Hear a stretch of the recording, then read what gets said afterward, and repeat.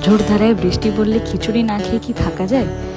তো খুব তামঝাম না করে অফিস করতে করতেই আমি প্রিপারেশন নিতে লাগলাম হাতে মাখা একটা খিচুড়ির, যেটা আমি একদম আমার নিজস্ব স্টাইলে বানাবো। পেঁয়াজ রসুন সব দিয়ে হবে আর একদম সেদ্ধ চালে হবে, খুব ইজিলি হয়ে যাবে।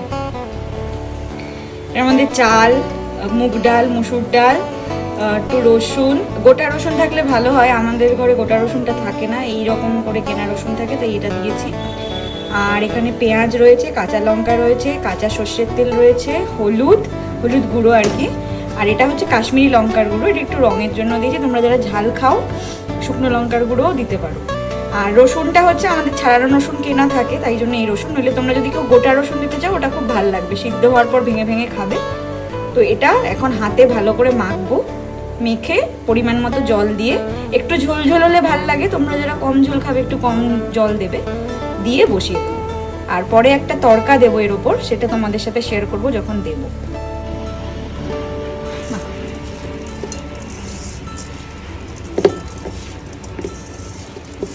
দেখো, এটা মাকে বললাম মেখে দিতে, মা মেখে দিচ্ছে। এটা কিন্তু হাতে খুব ভালো করে একটু মেখে নিতে হবে, যাতে এর মধ্যে পুরো ফ্লেভারটা চলে যায়। মেখে জাস্ট বেশিক্ষণ না, তোমরা 10 মিনিট মতো একটু রেখে দেবে, তাহলে এর মধ্যে সব ফ্লেভারগুলো ঢুকে যাবে। এর মধ্যে কিন্তু নুনও দেওয়া আছে, আমি আগে থেকেই নুনও দিয়ে দিয়েছি। সব দিয়ে মেখে ভালো করে একটু রেখে দেবে। তারপর 10 মিনিট পর এটাকে জল দিয়ে তোমরা গ্যাসে বসিয়ে দেবে। দেখছো মা কিরকম মাখছে, এরকম সুন্দর করে ভালো করে মেখে নিতে হবে। দেখো, এটা রেস্টিং পিরিয়ডটা হয়ে গেছে 10 মিনিটসের। এবার আমি এটা জল ঢেলে দেবো, পরিমাণ মতো জল দেবো, জল দিয়ে এটাকে বসিয়ে দেবো।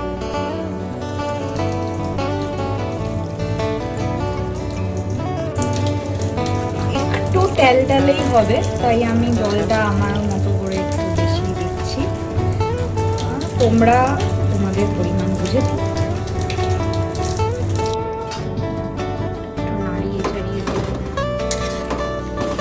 আশা করি জলের পরিমাণটা তোমরা বুঝতে পারছো।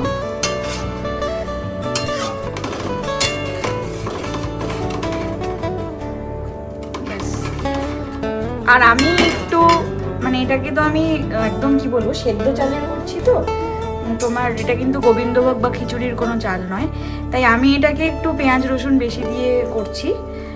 তোমরা চাইলে টমেটো অ্যাড করতে পারো, আমি টমেটোটা দেবো হচ্ছে ফোড়নে, তো সেই জন্য আমি একটু পেঁয়াজ রসুন বেশি দিয়েছি। তোমরা যেরকম করবে, তোমরা যদি কেউ পেঁয়াজ রসুন একদম কম দিয়ে করতে চাও বা পেঁয়াজ রসুন ছাড়া করতে চাও, তো এই পেঁয়াজ আর রসুনটাকে স্কিপও করতে পারো।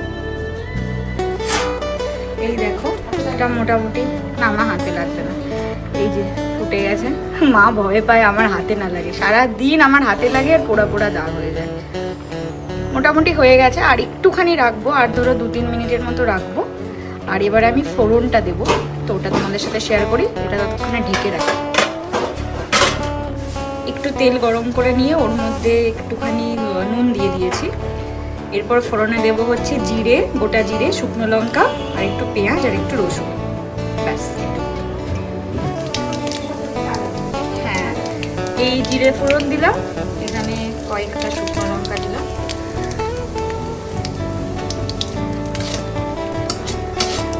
জিরে আর শুকনো লঙ্কা ফোড়ন দিয়েছি। আর এখানে কিছু যে পেঁয়াজ আর রসুনের কলি রাখা রয়েছে, এটাও দিয়ে দেবো।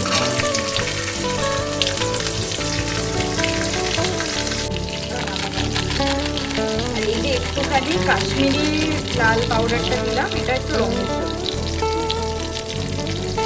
আর আগে কিন্তু আমাদের বাড়িতে মানে গোটা রসুনই আসতো, ওগুলো ছাড়িয়ে ছাড়িয়ে নিতাম, আমার শাশুড়ি মাও তাই করতেন।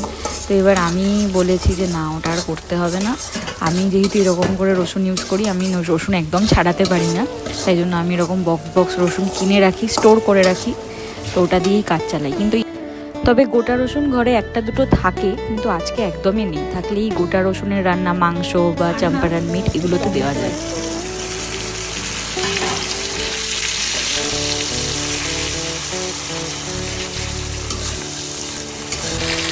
টমেটোটাই মোটামুটি একটা কাট করেছিলাম, আর এই কড়াইতে দিয়ে হাতা দিয়ে কেটে নিলাম, বিকজ আমার টমেটোটা কাটতে একটু লেট হয়ে গেছিলো, এদিকে মশলাটা বেশি কুক হয়ে যাচ্ছিলো, ওই জন্য। এমনিও গলে যাবে, বাট আমি পুরো গলাবো না, টমেটোটা একটু এরকম থাকবে, এই অবস্থাতেই আমি পুরো ব্যাপারটাকে খিচুড়ির মধ্যে দিয়ে দেবো।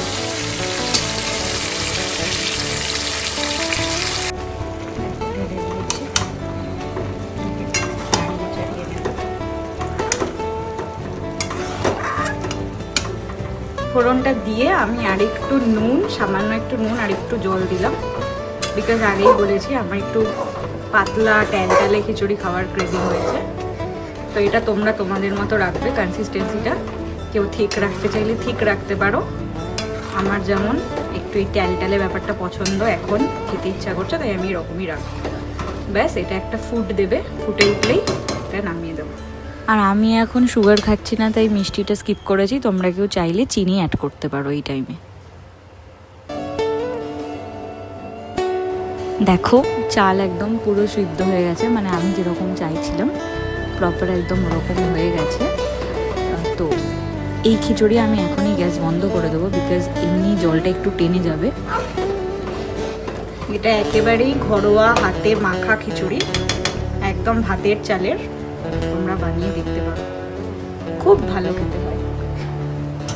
হ্যাঁ, অবশ্যই ভোগের খিচুড়ি বা ওই নিরামিষ খিচুড়ির মতো না, কিন্তু একটা অন্যরকম ব্যাপার আছে। চলো আমি গ্যাস বন্ধ করে দিই, পুরো ফুটে উঠেছে।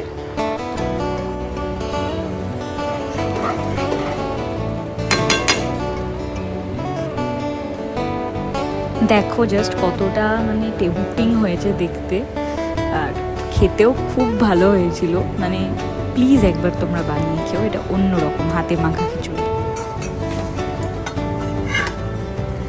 খিচুড়ি আর তার সাথে অমলেট, একটু বৃষ্টি পড়েছে তার জন্য স্পেশাল অমলেট মাই বানিয়েছে। মায়ের অমলেটটা দারুণ হয়। আর এর সাথে কিন্তু রয়েছে এই যে অমলেট। একটু বেগুন ভাজা হলে জমে যেত, বাট আজকে শুধু অমলেট দিয়েই খাবো। বেগুন ভাজা কালকে হবে। আর এইখানে দেখো এই যে নিয়ে চলে এসেছি গরম গরম খিচুড়ি। এইবার আমরা সবাই মিলে একসাথে বসে ডিনার করব। আমি তো খুবই কম খাই, লাইক 1 স্পুন, মানে আমি খাই ভাত খাই 1 স্পুন, বাট আজকে আমি 1 হাতা খিচুড়ি নিয়েছি। আমি পরে আরও একবার 1.5 হাতা নিয়েছি। মানে বুঝতেই পারছো কতটা টেস্টি হয়েছিল, যে আমি 2 হাতা খিচুড়ি পুরো খেয়ে ফেলেছি। ভীষণ গরম ছিল, মানে একদম আগুন আগুন। যদিও খিচুড়ি গরম খেতেই ভালো লাগে, কিন্তু এতটা গরম ছিল মানে আমি হাতে তুলতেই পারছিলাম না। কিন্তু টেস্ট করেছিলাম আমি অবশ্যই নামানোর আগে, তো মানে খাওয়ার জন্য আর তরস হয়েছিল না, ওই গরম নিয়েই চেষ্টা করছিলাম খাবার। যাকে একটু ঠান্ডা হয়েছে, এখন একটু বেশ লঙ্কা টঙ্কা শুকনো লঙ্কা মেখে অমলেট দিয়ে এই বাইটটা দিচ্ছি। বৃষ্টির দিনে মানে খিচুড়ি না হলে হয়? খিচুড়ি একটা ইমোশন, তাই না? এটা তো আমি আমার মতো বানিয়েছি, বাট মা একদিন বানাবে প্রপার খিচুড়ি যেটা ভোগের, ওটাও তোমাদের সাথে শেয়ার করবো।